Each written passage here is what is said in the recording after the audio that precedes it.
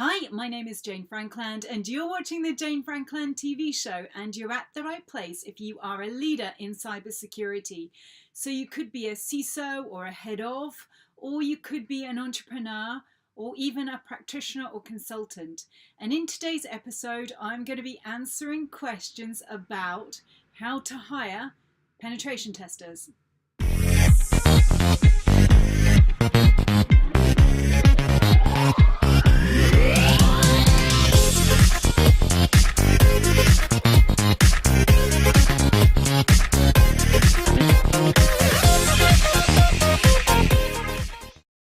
So today's question comes in from Sean, and he writes, "Hi Jane, how do you hire pen testers, red teamers, or OffSec professionals and enthusiasts? I guess what I mean is, what motivates and challenges this sought after sector of our community?" Well, this is a great question, and I know you're not alone in asking it. So what I'm going to go through are some pointers or some tips, certainly that I used when I was hiring pen testers for my own company and for others that I worked in as a leader. Okay, so before actually looking at CVs and things like that, one of the first things that I really would encourage you to do is actually to look at the requirements of your team. So what exactly are you looking for? What do you need? So when I had, like I said, when I had my company and when I was certainly an operations director for another, I headed up one of the largest teams in Europe in terms of pen testing from an operations perspective. You know, what I did was actually I looked at the skill set of the team. So what did they have? What were their qualifications? What was their experience? What could they do? What couldn't they do? And I mapped that all out. And that kind of highlighted where the team was strong. So were they strong in terms of infrastructure, or was it app testing, or was it social engineering, or something else? And then that allowed me to see where we were strong and also where we were falling down.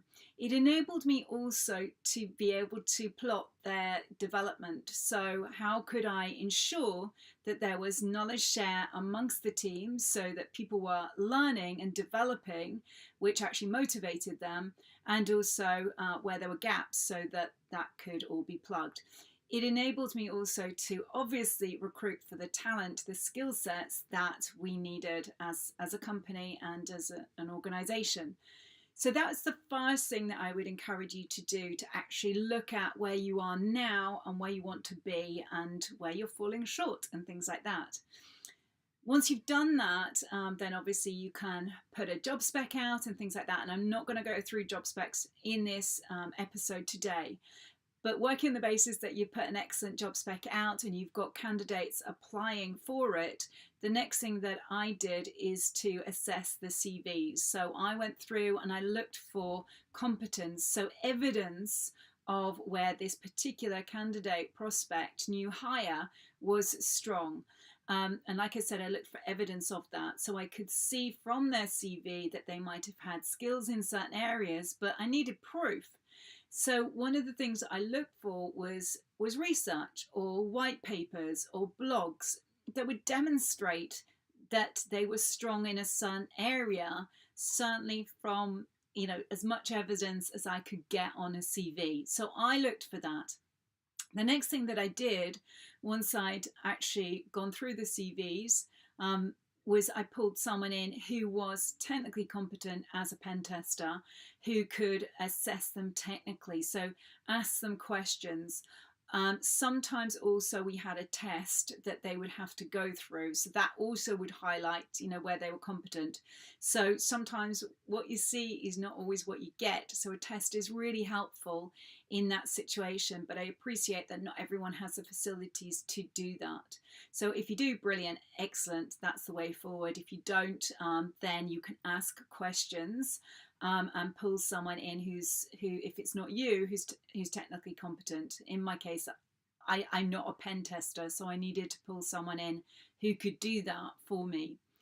The other thing that I looked for after all of that, so if it was a big tick, yes, fine, technically competent, that's absolutely super duper. The next thing that I looked for actually was attitude. So I would do that through interviewing them. So I'm perfectly capable of doing that. So I would look for attitude, and I would look also for shared values. The two kind of go hand in hand. So because I'm a leader, because I'm setting the rules of my company, the culture of my company, I'm setting the vision of the company, the mission, strategy, and all of that. You know, I had all of that defined, and it wasn't just a case of this is purely defined in writing or on a website. We were living these, you know, we were living the mission, we were living the vision, and we were incredibly proud of that. So I was looking again for evidence of those shared values that we held as a company, as an organization. And I could do that through asking questions, and the way that I ask questions, it's not question one, question two, and so forth. In this scenario is actually by having a chat. And uncovering it and finding out that way. Now, this is a skill set that I am highly competent in, and in terms of the interview process, if you're doing this, I would encourage you not to do this alone, but actually to form a panel. And there are ways to form a panel. It doesn't mean that you are sitting alongside, you know, several other members of your team and asking questions and listening, and watching for clues in terms of body languages and things like that. That is not best practice. You only really get one data point, you know, when you do it that way. There is a better way to do that, and certainly I've defined that in my book. I've outlined it in my book, Insecurities, so it's all there for you to have a look at.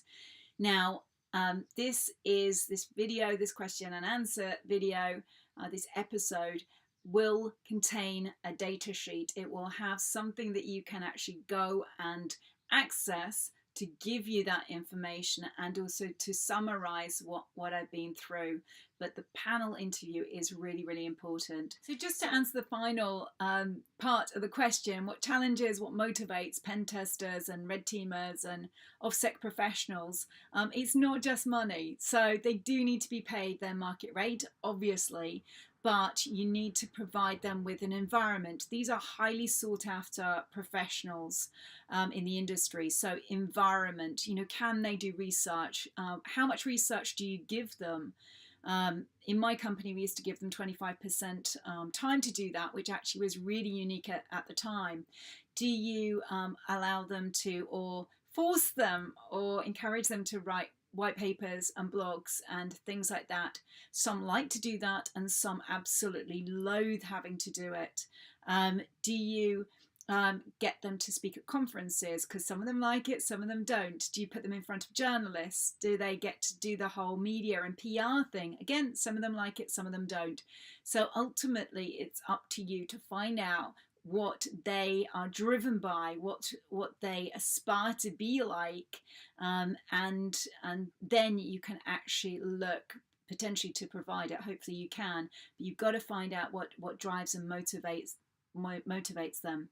The other thing I'm just going to finally add is the team can be a real draw. So sometimes pen testers will come and work with you actually because they want to work in a certain team or with a certain person who they admire. So, and again, that comes down to knowledge and growth and development. So you really need to I would encourage you to invest in your people always. Don't hold back on that front. Don't be abundant, you know, so don't think, well, I'm not going to invest because it's going to cost me thousands of pounds or dollars or whatever currency that you are operating with. If you invest in them, then usually you will obtain their loyalty. And always, always, always remember to thank them. Nothing beats a genuine thank you for doing a good job. So that's usually, in my experience, of what motivates and challenges a pen testing and red team team. So hopefully that's answered your question. If you like this video and you found it on YouTube, please give it a thumbs up and share it, and then get yourself over to my club, my tribe. It's called Insecurity, and it's where all the fun is happening, and you're going to get so much more information, including a data sheet, which will have so much more information than what's in this video. So the details can be found below this video, and that's it for this week. Goodbye.